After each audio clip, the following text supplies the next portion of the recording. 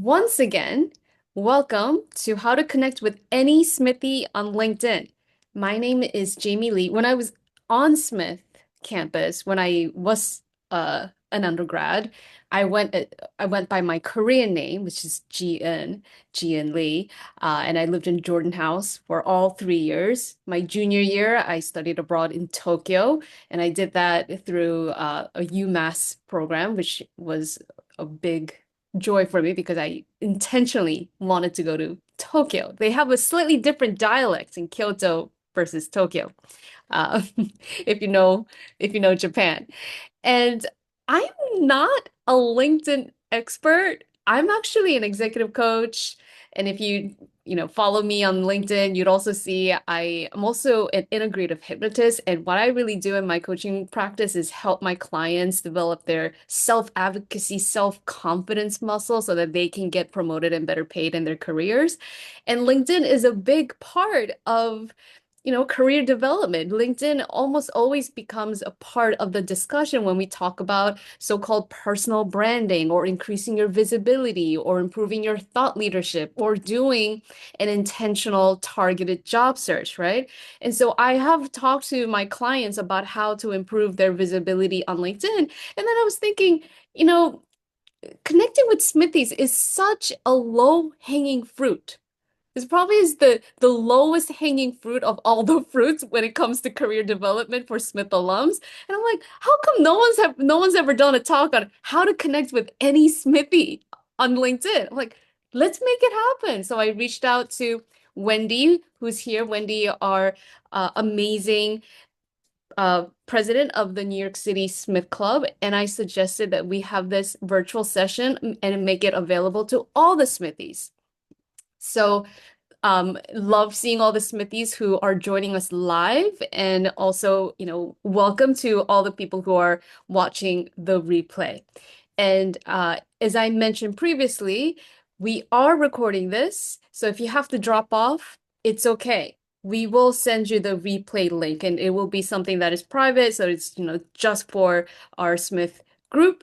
And you'll have that email to you after this event. So my intention for this workshop is to provide both a philosophical framework for how to do intentional, well thought out reach outs, but also make it really tactical, really practical, something that you can take action on tonight if you really wanted to, because it's really simple. It's not rocket science. When I went to Smith, my first year was 2000, and that was the first year they launched the engineering program, and it is not that hard, right? It's not that hard. But sometimes our thoughts about reaching out to people that we haven't yet met or we haven't yet been directly connected to. I mean, like to feel some anxiety, concern, some hesitation, I think that's just totally normal.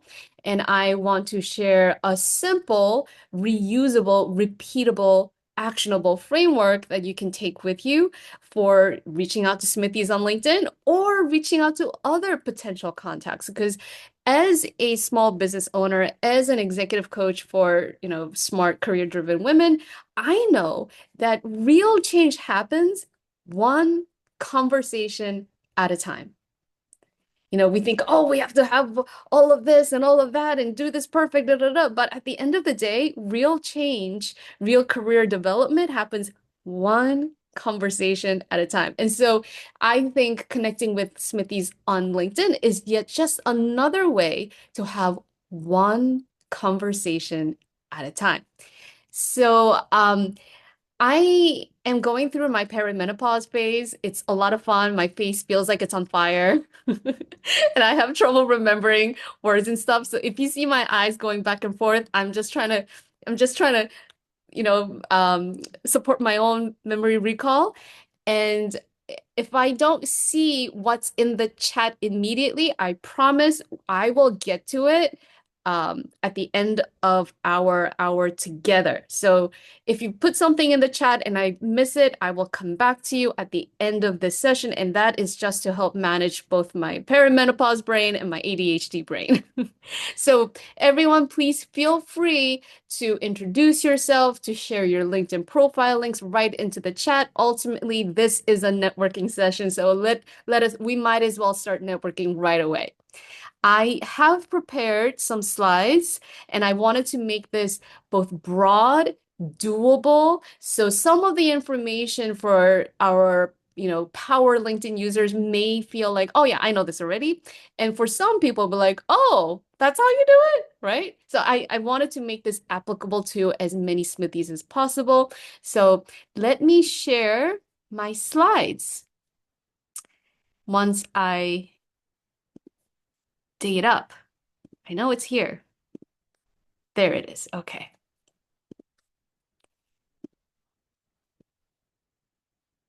So before we get into the why and the how, well, before we get into the how, I think it really helps to think about, wait, but why even bother? You know, with everything that's going on in the world, with the gajillion apps that you can download and all the different social networks that you can join, right? Why bother connecting with Smithies on LinkedIn? And I want to answer this question by sharing my personal history. I graduated from Smith. I think it was magna cum laude. I got mostly A's. I got a pass fail, and I did a fail on a music history course. I really, really kicked my butt, but I really worked my ass off. I got great grades, through at Smith, and then I graduated, and then I got a job with a hedge fund because, I speak English and Japanese and Korean. And then I did not bother to connect with Smith alums all the way back in 2008 when I was first getting hired as a junior analyst at this Asian equities hedge fund. And I made a $102,000 mistake.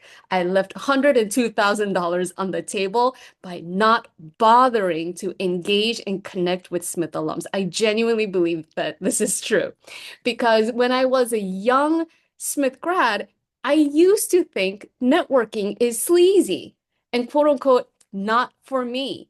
I thought that, I was still in my very like, you know, A student mindset, which is if I keep my head down, mind my own business, and just do good work, I'll be quote unquote taken care of by my employer because I was thinking about them as if they were my teachers, as if they were professors who, were truly, going by the guidelines of meritocracy. And I didn't think that talking to a Smith alum would actually help me make more money. And so I didn't seek any negotiation advice. I just looked up negotiation advice online and it said, first you get an offer and then you ask, is this negotiable? That's exactly what I did. And then I got a flat out no. So what did I miss by not engaging with alums? I didn't gain inside cutting edge information about the financial industry, which I could have gotten, right, if I engaged in alums and I was humble enough to be curious and ask questions about, hey, what is it like working at a hedge fund? What are the typical, starting salaries as a junior analyst with zero finance background? What would you advise me to do? What should I look into? I didn't do any of that. So I bungled my salary negotiation. I was making $43,000 as a buyer. So I wasn't coming from finance industry. And then the hedge fund manager said, "Hey, what is your lowest salary requirement?" And I didn't realize that was the salary negotiation. So I said $50,000, and $50,000 became my starting salary as a hedge fund analyst. And then a year into the job, I found the going market range for a hedge fund analyst, the going market salary is $100,000. So I realized, I left $50,000 on the table, right? But I mean, I probably couldn't have gotten $100,000 as a starting salary because I didn't have a math major. I was an econ major. I didn't intern at investment banking. But I really do believe if I had sought some advice, if I bothered to engage in informal conversations with alums about what it's really like to work at a hedge fund with a non-traditional background, I think I could have gotten at least $30,000 more. And then I would have also been wise enough to save that difference in a compound interest bearing account. And if I put that money in a compound bearing interest account and left it there since 2008 all the way to now, 17 years, hypothetically speaking, that would be $102,000. So you see how I did my math there. Um, so this is to drive home the value and the impact of intel, insight, information, informal conversations on your negotiation outcomes. And this experience was so painful that I've made it my mission to help ambitious, smart women get promoted and better paid. And since then, I have helped women improve their negotiation outcomes by at least $3 million, if not more. Um, and, the thing that I notice again and again are these facts.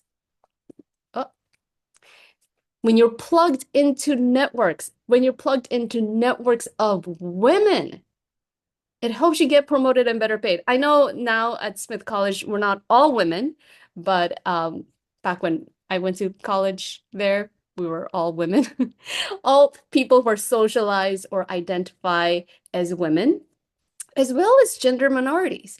I think the data supports that when you are plugged into a close inner circle of female friends, Harvard Business Review supports this. You're 2.5 times more likely to secure high pay, high authority leadership roles.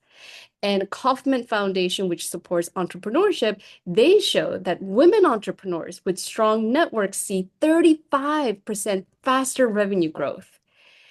And McKinsey and Company, they also did a study and they found that well-connected women are promoted 34% more often. So when you're plugged into networks of women, right? And you have an inner circle, or when you know how to work that network, when you know how to gain insights, information, and have informal conversations with other women, it'll help you get promoted, get better paid, and be in high authority leadership positions.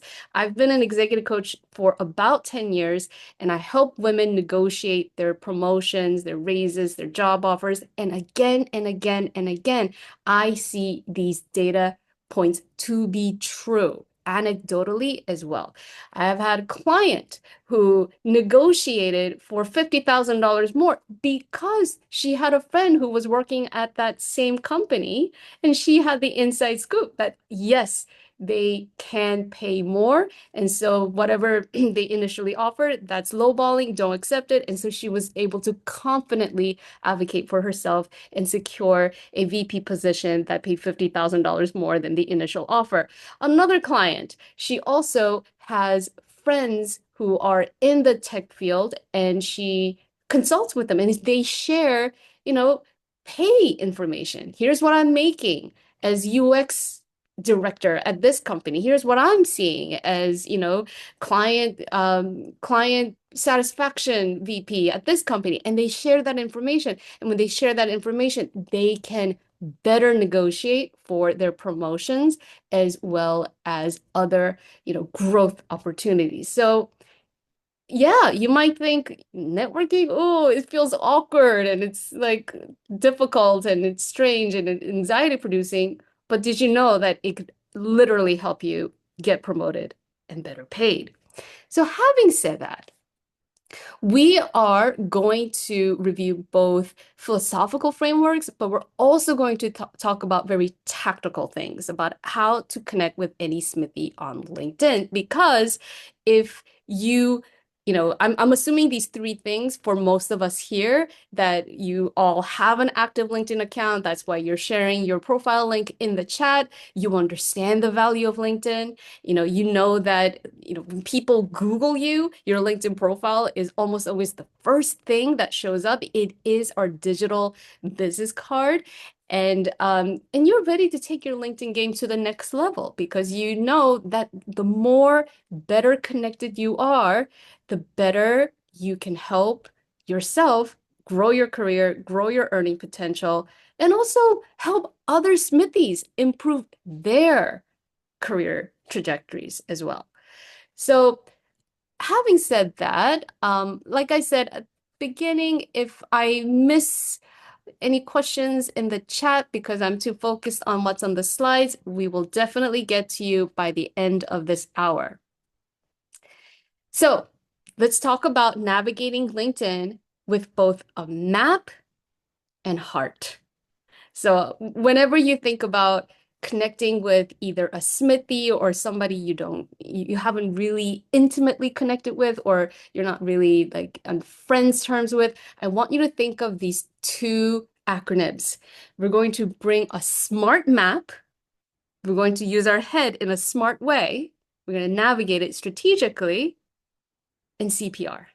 We're going to bring our heart to the conversations because even with all of the revolution, the rise of AI, at the end of the day, the human to human connection is what will set us apart, especially as a leader, especially as a thought leader, as an authority in your field. Your humanity will set you apart. So what does that mean? You got to bring your heart to how you engage and connect with people online as well. Having said that, what do I mean by this? Here's what SMART stands for. As much as I love to take all the credit, this is really inspired and adapted from my colleague, Emily Worden. Look her up. She's a career coach on LinkedIn that I follow as a fellow coach. She does more of like the resume updates and job search work. I really focus on helping women get promoted and better paid. But if you want to follow a thought leader on LinkedIn about how to maximize your benefit out of using LinkedIn, Emily is an amazing resource. Sadly, she's not a Smithy, but she's another woman that I wholeheartedly support. So she posted this, and I linked to it in my slide. She shared this framework, and I just adapted it. So SMART framework. If you want to make connections on LinkedIn, number one, gotta be specific. You gotta get clear on desired outcomes and narrow your search. M, you got to match, find the right Smithy or contact, and I'm going to show you exactly how to do that step by step. Align, ensure your interests align with the person you're connecting with. And Emily also talks about you want to optimize, you want to make sure that whatever you're presenting on your LinkedIn profile, whether that's your headline or keywords or how you've organized your resume on LinkedIn, it also shows that, yeah, there are some common ground, right? So there's alignment there with the person that you're connecting with. So that when they look at it, they're like, oh, okay, this person, they're a Smithy. They check out. Cool. Let's connect. Relationship. You want to reach out from relational versus extractive mindset. So I think this is the key thing that will set you apart from the thousands of people who are misusing LinkedIn and sending out automated messages, spammy messages. I get like a half a dozen every single day, and they're usually trying to sell me a service that I don't need. And it's usually some dude in a foreign country, and they're like making snide comments about like, oh, your profile is missing this, or did you know? Like they're almost like, I don't know if you're familiar with this firm called negging, where they sort of subtly criticize you to make you feel bad. And every time I get these messages in my inbox or in my email, I just immediately archive, delete, delete, delete, delete because it's obvious. You can smell it. All they want is for you to click, for you to buy, for you to do something out of the scarcity mindset, from this mindset of, oh my God, I don't want to do it wrong, right? That's extractive, that's manipulative. You can sense it, you can smell it, you know, and you're not going to do that. You're going to reach out from a relational mindset where you genuinely care and you genuinely are curious and you genuinely want to relate to that other person, not as, a source of something that you can get, not try to extract something, but to genuinely connect with that person. And just that mindset will set you apart from all the noise that we see online and, is genuinely annoying. Finally, thrive. From following this framework, right? Specifying, matching, aligning, reaching out from this relational mindset. That's how you can organically generate and benefit from opportunities, conversations, and learnings. When I think about my career, I've had so many twists and turns, and each pivot, there was an unexpected informal conversation with a woman who suggested something to me. Yeah. And maybe if you have those instances in your career trajectory as well, I'd love for you to share it in the chat. So let me give you an example. Way back when. So this is after I worked at the hedge fund. I pivoted to working with tech companies. And while I was a consultant for an investor, because it was, I just worked in finance, so I was now consulting for an investor. I went to the acupuncturist because my neck and shoulders hurt so much from all the stress I was feeling. And my acupuncturist asked me, why are you so stressed out? And I said, I'm just in this phase of my career where I really need to change jobs and I don't know exactly, where I can go. And then I told her what I have been doing. I worked at this hedge fund, now I'm, consulting investors. And she said, oh, you should talk to my husband. My husband is the chief financial officer of a tech startup. And so because of that, I got a job at a tech startup, right? So I share that because like if I had an extractive mindset of like I'm just here to get all the acupuncture goodness out of this person, like I would never have benefited from that unexpected, synchronistic, serendipitous conversation that led to a job.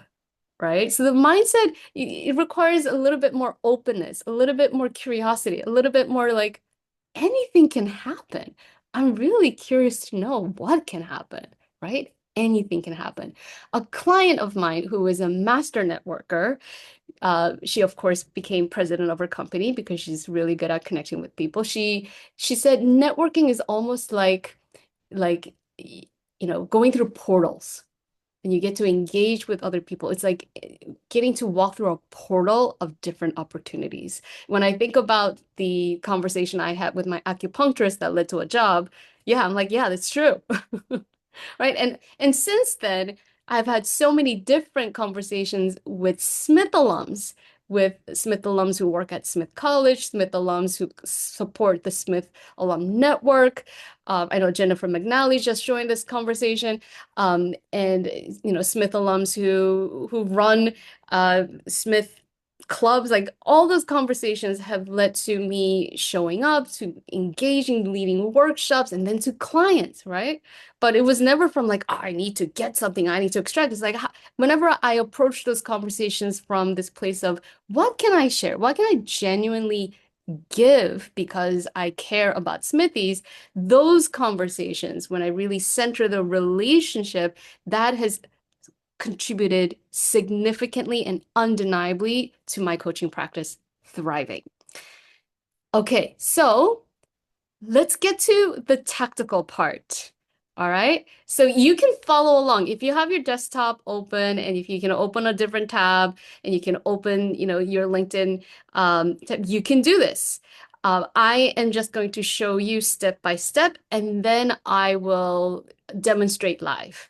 So to connect with any Smithy, you simply log into your LinkedIn account and you type in Smith College into the search bar, right? And then it'll show up as I'm showing it in the screenshot, right? And then you click on Smith College.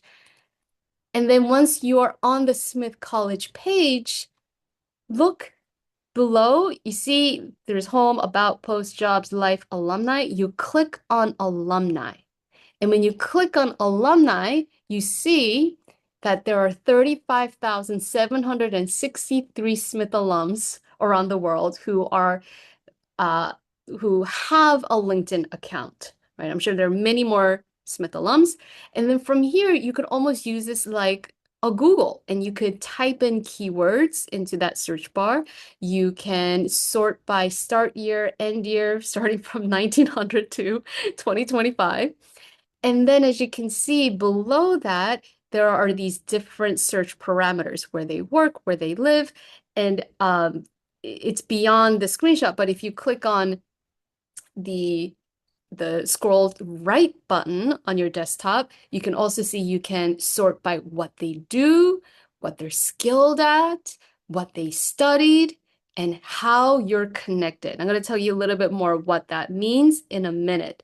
So I did a sample search, and because I majored in East Asian studies and I went to Smith from 2000 to 2004, I'm like, who else did this really fun major that I made up?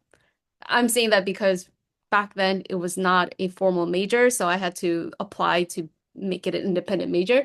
So I added into the search bar East Asian Studies, and then I did a search for start year 2000 and year 2004. And then when you scroll to the bottom of your screen, you will see the list of Smithies that will be suggested as contacts. And then you see next to their name, second, first, third, and I'll tell you what that means in a minute. Okay, so in case people are like, what? Let me demonstrate, right? Because this is the recap. You go to LinkedIn, you search for Smith College, you click through to Smith College page, you click on alumni, you enter search parameters, and then when you scroll to the bottom, you see the people that LinkedIn has found for you. So I'm going to stop the share for a moment. I'm going to demonstrate this live for the people who want to see it in action.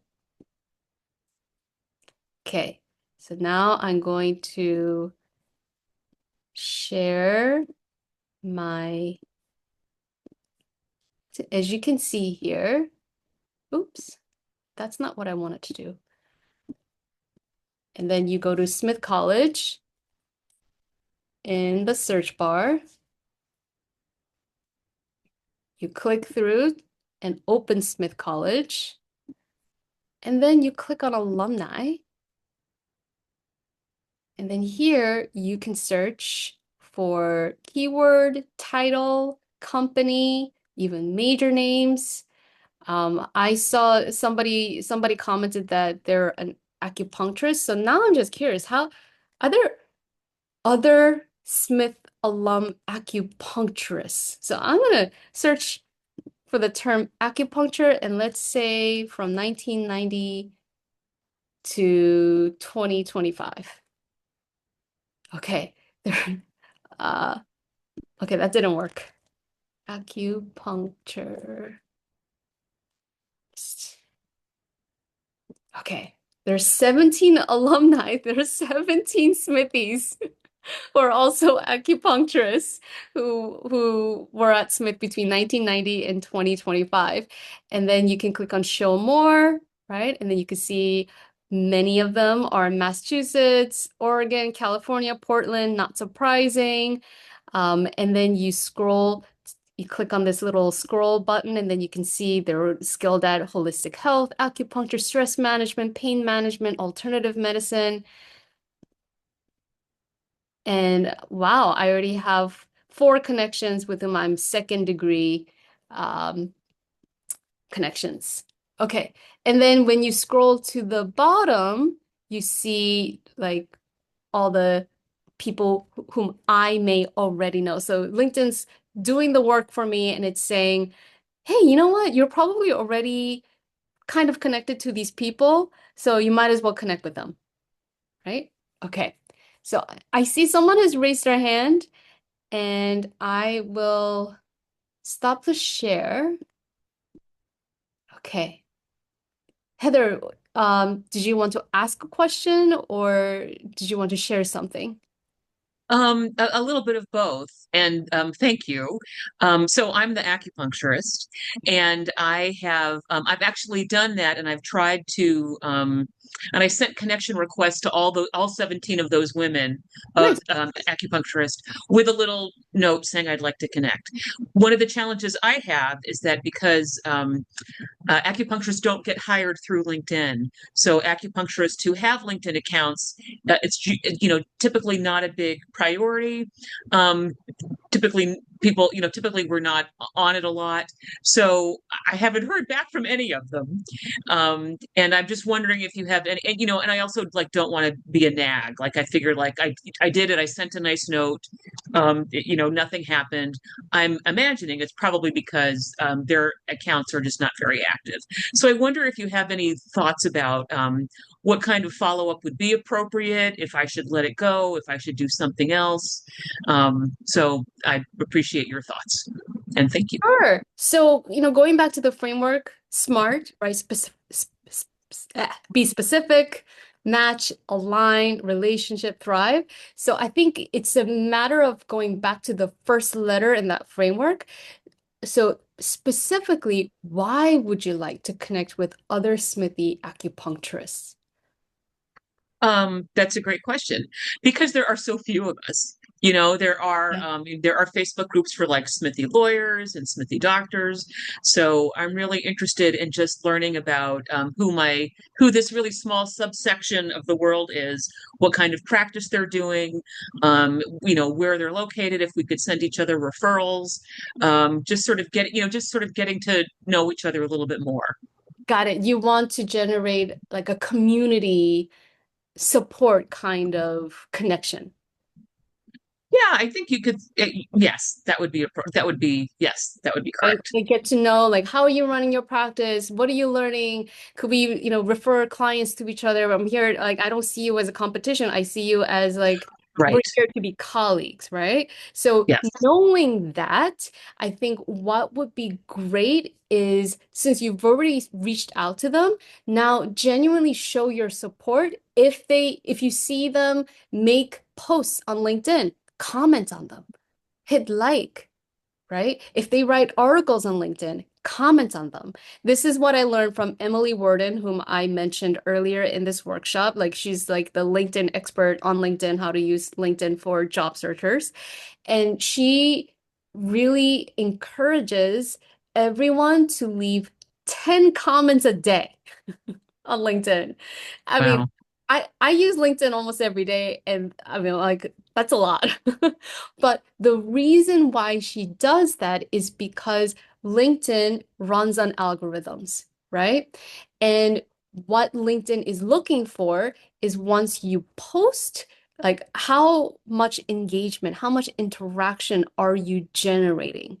And also, it's looking at your account and saying, how active is this account? Or how engaged, how how deeply engaged are they on LinkedIn? And the more engaged you are, the more views you get awarded on your posts, right? So comments are the hidden gold of LinkedIn.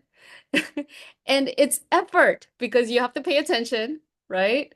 You have to genuinely show care and you have to think of something to say. Yeah, of course, you can use ChatGPT if you wanted to, like, wait, how do I say this? Like a succinct way. I mean, I do stuff like that all the time. But I think a really simple and easy way to generate support is to lead by showing support, right? So if you see those colleagues and you could follow all of them, right? Does everyone know that you could click on a follow button on a profile? Okay. Somebody went like this and one person went like this. So I'm going to show it to you. Let me show it to you one more time. So I'm just gonna go to my account because yes, it's a great way for self-promotion. I also don't want to put anyone else's profile on the spot without them knowing. So, okay, I can't do this because I'm looking at my own account. I am going to look up Heather because she's here. Yeah. And Heather Finn, I believe you and I are already connected, but um, there would be a follow button here if you are not yet directly connected. So you don't have to connect with them and send a connection message. You could just click on a follow button and see their activity on LinkedIn. And once you follow them, you can comment on their posts, comment on their articles, hit like, show engagement, show support, right? And Heather, for you, since your colleagues are not as active on LinkedIn, you might just go to their websites and see if there's a way for you to actively show support, right? Yeah, That's a great idea. Thank you. you're welcome. Okay. Um, I hope that answered. I'm going to stop the share. Because and that was a great question. I'm really glad you brought up that question because yeah, following is a really easy, like you don't have to send a connection request, you just follow them, especially if they have a public account, if they're active, or there's somebody who is running a business or trying to establish their thought leadership. It's a great way to show support. And also leaving comments. Great strategy to connect with people and show support. Okay. So I want to also talk about the reverse way. Um, as I mentioned, I'm going through my perimenopause journey right now. So I'm like everything, I'm trying to learn as much as possible about this thing, which is maddening because conventional doctors are undereducated on this topic. So you have to go to the right sources, that are founded and led by real women. And so I learned MIDI Health is one of those companies, and I just got curious. I'm like, are there any Smithies who work at MIDI Health? So I went to the company website within LinkedIn. You see what I did there? I searched for MIDI Health and then I found it. And then under people, I clicked on people, as you can see here. And then I typed in Smith College. I'm like, is there anyone who went? And then I found there's one person. There's a Smithie who lives in Missouri, who also studied at University of Cincinnati, who now works at MIDI Health and helping women get real menopause advice rooted in science, guided by experts, covered by insurance. I love it. They did not pay me to advertise their company like this, but I wanted to show you. Yes, perimenopause is something acupuncturists can help with. Thank you for reminding me. I've heard great things about it. Thank you for that. Okay, so once you have done this, right? Once you have found the contacts, how do you reach out? Heather's already done the work. She's already sent connection requests. But if you're like, I don't know what to say, I feel so awkward, I want you to keep in mind the hierarchy of LinkedIn connections because depending on the hierarchy, your messaging and your content would change, right? So I think there's at least four different levels of LinkedIn connections. The number one, the first degree, those people that you've already connected with and you already have met in real life. Like there's a person to person, maybe you went to school with them, maybe you took classes with them, maybe you worked with them, or maybe you met them at reunion or you met them at a networking event, right?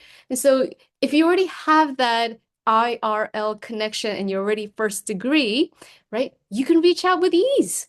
You already have a warm foundation, right? And maybe in your search, you may find out, oh, someone I'm already connected with knows a thing or two about this thing I really want to learn or, you know, investigate, right? And then the second level is first degree online connection. Heather and I have this level of connection. We've not yet met in person, but we follow each other online And, if I didn't see Heather at tonight's workshop and I was like, oh yeah, I hear acupuncture is great for perimenopause and I really need some support, but I really want like expert guidance. I want like the inside scoop from somebody I can trust. And like Smithies, they're so brainy, they do their research. I can trust the Smithy. I might, reach out to her and say, you know what? I really appreciated your post about, illuminating how acupuncture can help, ease perimenopausal hot flashes. Like, I really want to learn more about this. Would you have like 15 minutes to have a quick chat with me, right? And Heather would be like, yeah, I'd love to. I love, educating Smithies on all the great, benefits of acupuncture. I think acupuncture is really underappreciated, right?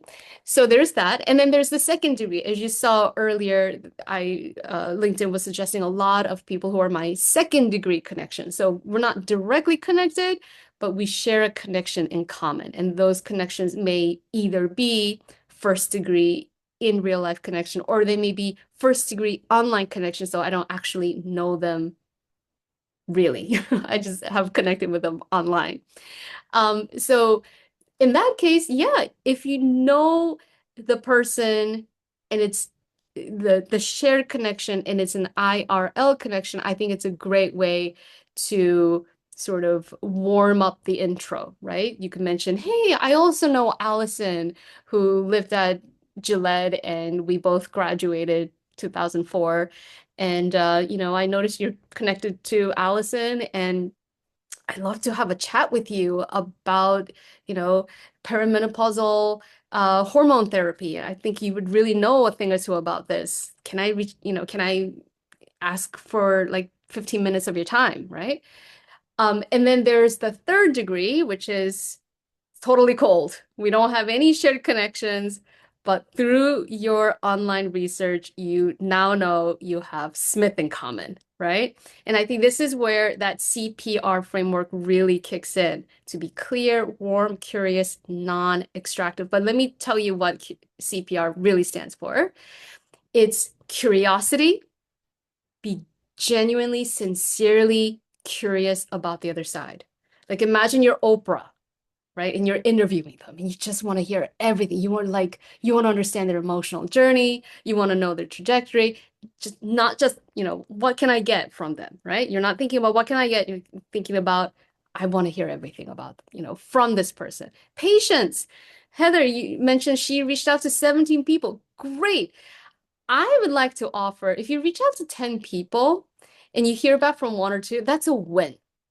And why is that? Because hey, let's face it, we're all busy. We're busy as heck. Like every Smith alum I know, we're juggling family, life, fertility, aging parents, career, money. Like we have a lot going on, right? And so if they don't look at their LinkedIn account every single day, that is not on you. If they don't look at it every month, that's not on you. If they don't look at it every quarter, that's not on you. But you send out a well-written connection request and you hear back a couple months later, great. If you hear back immediately, even better. Like I have a client right now who is gunning up to get promoted to managing director at an accounting firm. And for her, she's not a Smith alum, but she belongs to a women's group, like the women leaders of her specific niche field. And because she has met this person, this potential contact, a potential sales lead through her women's networking group. When she sent a LinkedIn request, she was immediately accepted. And then when she, said, hey, could we have a quick chat? Could we meet in person for lunch? It was immediately accepted within 5 minutes. So again, that is the power of that first level connection, right? It was like the beautiful confluence of um, the first degree IRL connection through the women's networking group and, her using the CPR framework, being sincerely curious about them, reaching out, being patient, and restraint. This is the key thing. I know people are really hungry for anything that could help them get a better job, a better paying job, promotion. But sometimes when we get blinded by our ambition, we jump into ask right away, and that is a big no-no. Do not send cold DMs, direct messages with your resume attached. Do not do that if somebody has accepted your, LinkedIn connection request and you're like, yes, they're Smithy, they love me. Do not send them your resume. Do not send them your immediate request for, you know, for a job or interview. Like, start with 15 minutes of their time. Yeah, that too is a big ask because that requires coordination, right? I think an even better, like the smaller step before a 15-minute of their time might be, hey, can I just ask you a simple question, right? I've thought this through and I'm just curious. Maybe you can send me your thoughts through a quick message. Yeah. Okay. Somebody just commented, can we send them a friendship bracelet? Not a terrible idea if, right, the CPR framework is you've been really, really curious and you have done your research about this potential contact and you know that they are a giant Swiftie and they are all about the friendship bracelet. They love it. They collect it. you know, and you've seen them post photos of them wearing like loads of it, right? And you're like, when you love something that much, you want more of it. So you're like, let me send you more of what you love. Now that is just really, really smart way to warm up the conversation. One of my coaching clients is mentioned in a brilliant business book, and it's called Go Big or Go Home. Go Big or Go Home, written by Diana Kander. And in this book, Diana Kander talks about all the brilliant and innovative ways that people have pitched themselves, whether that was for introduction, for a job, for closing a deal, right? Um, and there are all these ingenious ways to make it more likely that the person would be like, "Oh, wow, you really got my attention," right? And one of those the frameworks is send them a physical gift. So I'm sorry, I might mispronounce your name, Idril, I don't know. But the person who said, "Can we send them a friendship bracelet?" Again, it with strategy, foresight, research, and if it's done well, yeah, it might be a winning strategy, right? So someone asked, with free accounts, can you send short message with a request to connect? Yes, and that message has to be less than 200 characters. And with a premium account, you can send up to 300 characters, or you could do in-mail, which is a way, if you have a paid premium account, you can reach out cold to people that you're not directly connected with, and you can send them in-mail. Um, you know, Often those in-mails are pitches from people I don't know. But if it's an in-mail from a smithy, right? And it's obvious that this smithy has applied CPR, has been genuinely curious about me. They have read my profile, they have read through some of my articles, they've looked at my posts, and they comment on that, or they send me a thoughtful, personal message based on what I have posted on LinkedIn. I'd be like, nice, accept right away. Okay, so here's a sample script that I wrote while doing work while preparing for this workshop. I found somebody who is a menopause expert and is also a smithy. So I wrote this, very short connection request, and it says, "Fellow smithy here." I started with what we have in common. Class of '04, we overlapped. I lived in Jordan House. I came across your profile while researching smithies who know a thing or two about menopause. I'm so glad you're doing the work you do because more women need the education, resources, and support. Thank you. So as you can see, because I have a premium account, my limit was 300 characters. So let me show you abridged versions for free accounts. So I asked ChatGPT to help me come up with some sample scripts. And as you can see, it's just a shorter version of what you saw earlier. Fellow Smithy, again, let them know, I'm fellow Smithy, here's what we have in common, right? Because Smithies love supporting Smithies. Love seeing your path at Company X. If you're open to a quick chat about your journey, I'd be grateful. Either way, inspired by your work. And the thought behind this is like, let's not put pressure on this request. It's like, it's okay. It's okay if now is not a good time. I still love to connect, right? And the second script is very similar. I love to connect or chat if you're open. Either way, cheering you on. Yeah. Okay, cool. So with that said, I am going to uh, everyone saw my LinkedIn profile. Just a quick plug. If you want to learn more about the work I do, come on over to jamieleecoach.com. And if you land on my homepage, you can take a leadership archetype quiz. It's going to take 2 minutes. And then this quiz is kind of quirky. It's kind of different, kind of like me. You learn about leadership superpower, how others see you, and what you can shift, what you can change today to help increase your promotability. And you also join my newsletter. And of course, you can unsubscribe anytime, but I send out weekly tips, scripts, and invites because I do free sessions like this almost every month. And the first invites go out to my newsletter list. Having said that, what questions do you have? Let's see. Let me just. All right. I'm going to look over the chat. We have 7 minutes before the end of this hour. So if you have any specific questions, now's the time to put it into the chat. I already answered the question about the recording.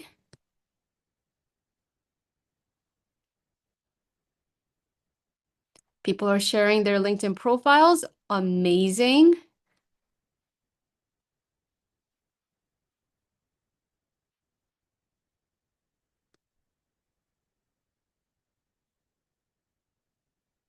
Smith, 2005 Comstock. I'm currently looking for a nonprofit comms donor engagement role. I actually reached out to a Smith alum when I interviewed at their company, and it helped my application get bumped to the phone screen.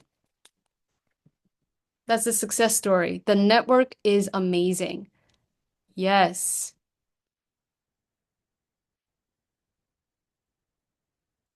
Okay. If connecting to Smithies, you can also find emails in the network. Okay.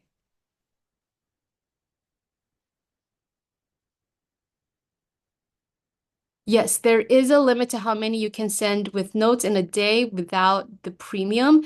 And I read online that the free accounts, it's recommended you don't send out more than 100 a day. I don't know who's gonna send out 100 connection requests in a day, uh, but that is the limit for a free account, right? And for premium, I read it's like a little bit more, like 150, and you can have up to 30,000 connections on LinkedIn. The con you know, the difference between premium and free is very subtle.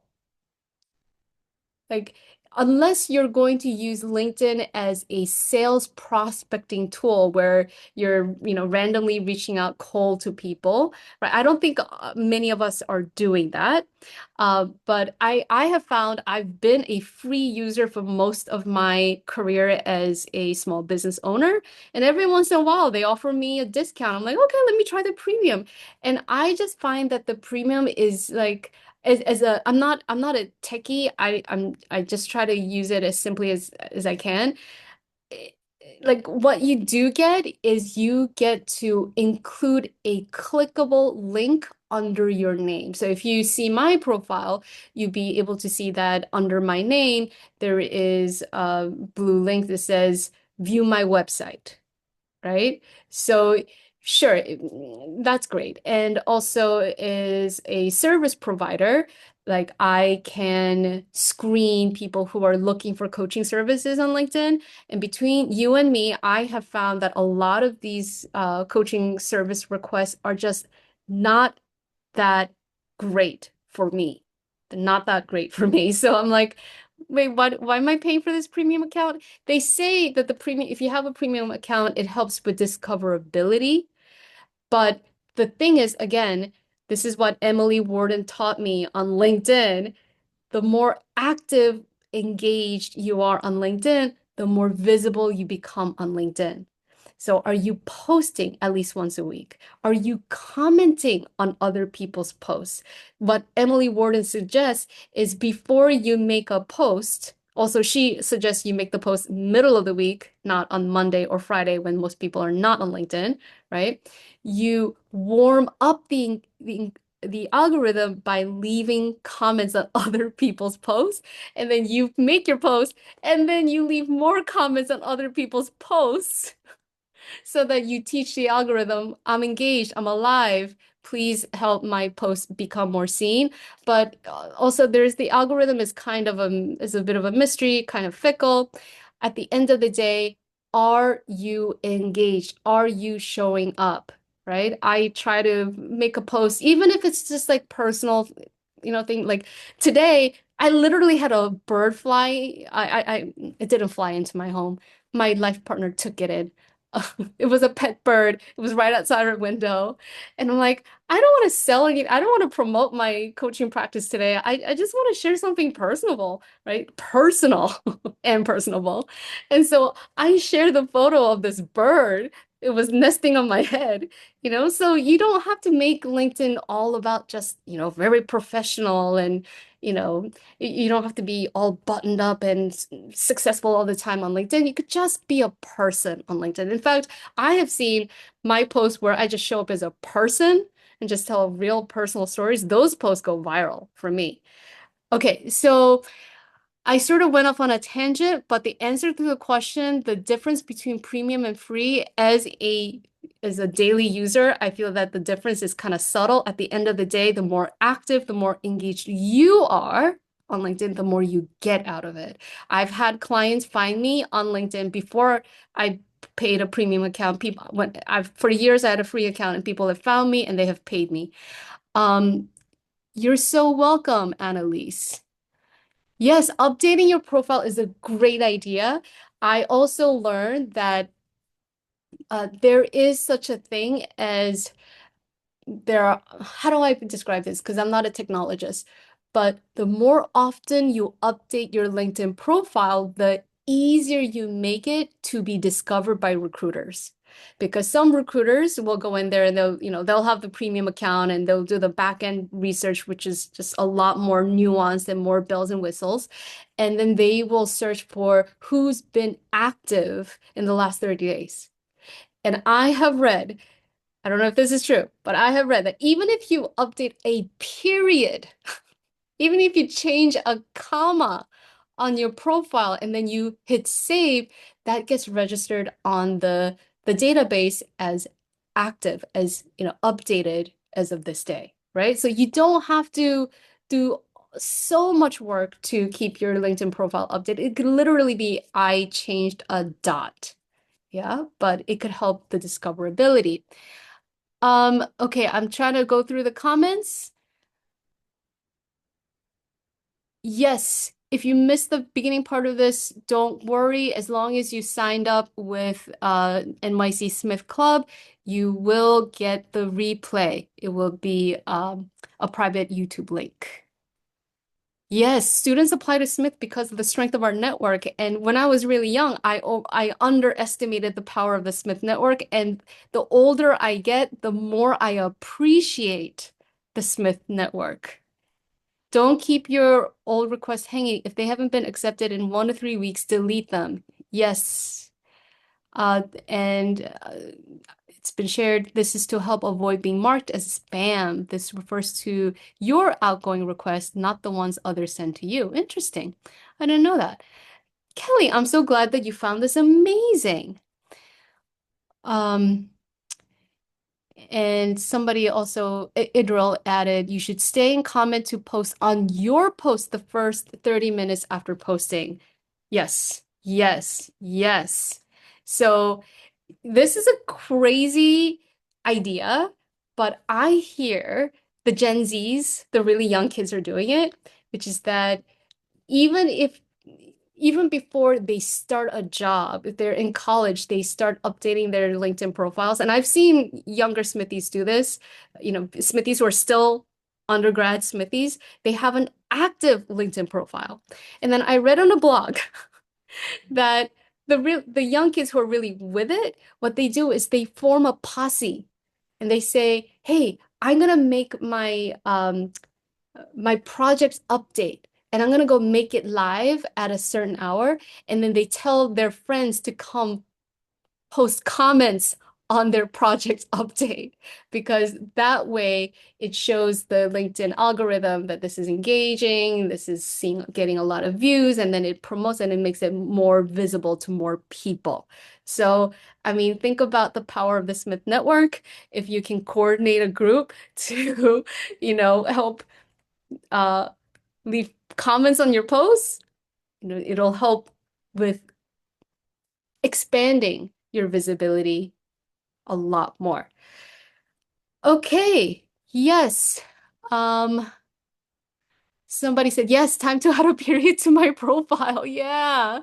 I've never posted before. I've just read others' posts. What strategy do you use to decide what to post? Work related? So, Jan, I am going to share something that I have learned from my marketing teacher. Her name is Simone Sol, and she has a really cool and unique community, and she calls it home because she wants everyone to feel at home in their own business. And what I have learned is that just imagine that on the other side of this post is somebody who already loves you, somebody who already knows you, somebody like, Simone said, give them a name. For Simone, it's Julie, because Julie is her best friend. So just imagine there's a Julie or your BFF, right? On the other side of this post. So you write something that feels alive, that feels true, and no matter what you say, that Julie on the other side is going to be like, yes, isn't it though? Right? Like you're going to get that affirmation and validation. So it's a bit of a mindset shift because we go on LinkedIn and everyone's like, "Oh, I'm so successful," and you think, "Do I have to be all this buttoned up and professional and serious?" And like, no, well, it could be something that you know feels true or alive or interesting. So for me, I have I have posted things that, again, very personal. Like I literally posted a photo of me today with a bird on my head because that was really funny and interesting. And like, how often does that happen? And sometimes I post about, hey, my client had this win, and this is what is the takeaway. And I think it could apply to people who follow me. So I share that. Or sometimes it's like, yeah, I completed this certification, or I work for myself, so I get to give myself new job titles. And the value of that, if you update your job title, it gets distributed like pretty much it's like a blast. It goes to everyone in your network. So um, to answer your question, Jan, you can post about anything that truly interests you. You can post about anything that has you feeling alive, and you can post about anything that you feel good about or you're like intrigued by. You can even post polls, like you can post about anything. Um, okay, I'm just going through the comments, making sure I didn't miss anything. Uh, Yes, Wendy is noticing the classes of 2023, 2025. They're all on LinkedIn now. People like posts that help them with something, personal stories, vulnerability, education, right? Um, Julia, she shared a post. So let us all click on Julia's post and let's leave a comment on Julia's post. Yeah. Uh, okay, unless there are any other questions. Um, I thank you everyone for joining live. Thank you for your engagement. Thank you for, educating yourselves. And I'm really excited for everyone's LinkedIn posts and profiles to come more alive. Yeah, and I'm really excited for all the good that it will do. Okay, somebody wants to be added to my mailing list. Absolutely, you got it. You got it. So that's my personal, my not Smith. But if you have any follow-up questions directly to me, my email is jamie@jamieleecoach.com. How do I? Okay, main chat. Okay, here's my website. Website is jamieleecoach.com. And email is jamie@jamieleecoach.com. All right. Thank you, everyone. Unless anyone has anything else to share, I think will wrap this up. All right. Bye.